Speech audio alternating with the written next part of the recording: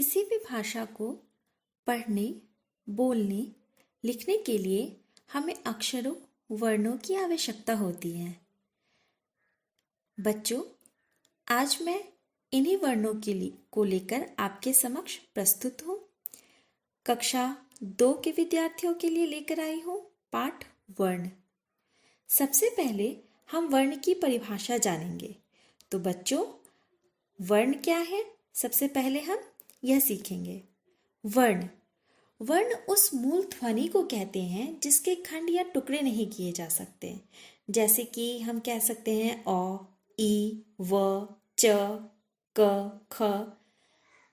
जब हम क, च, ख आदि वर्ण बोलते हैं तो वहां पर हम नीचे हलंत यानी उसको आधा कर देते हैं।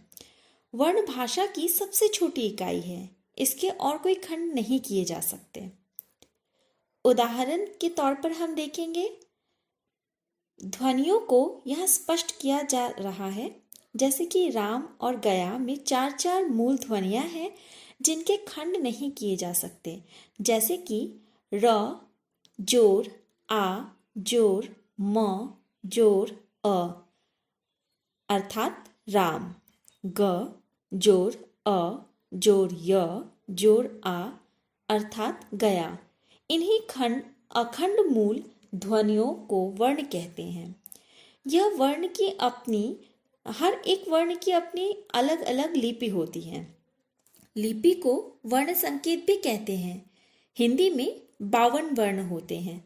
हम किसी भी भाषा के शब्दों को लिखने के लिए हमें वर्ण की आवश्यकता होती है और वर्ण के जो संकेत होते हैं उन संकेतों को, उन चिन्हों को हम लिपि कहते हैं।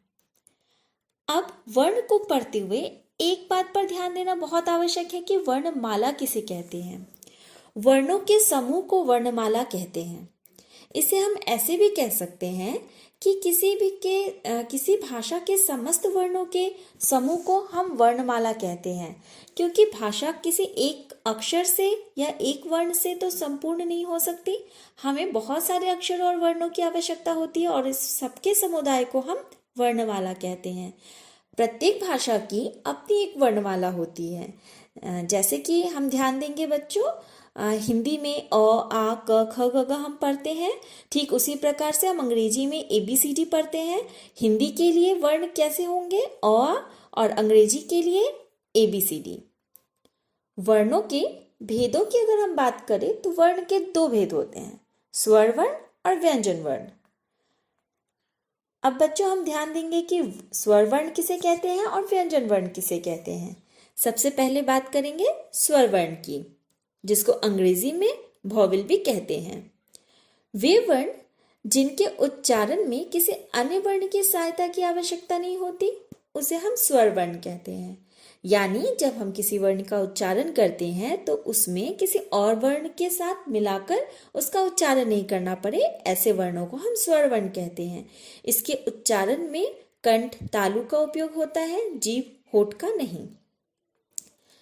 अब हम बात करेंगे व्यंजन वर्ण की।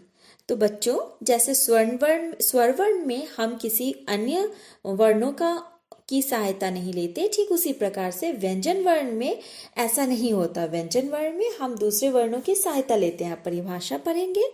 जिन वर्णों को बोलने के लिए स्वर की सहायता लेनी पड़ती है उन्हें व्यंजन वर्ण कहते हैं। यानी हम व्यंजन वर्णों को उच्चारण करने के लिए हमें स्वर वर्ण की आवश्यकता होती है।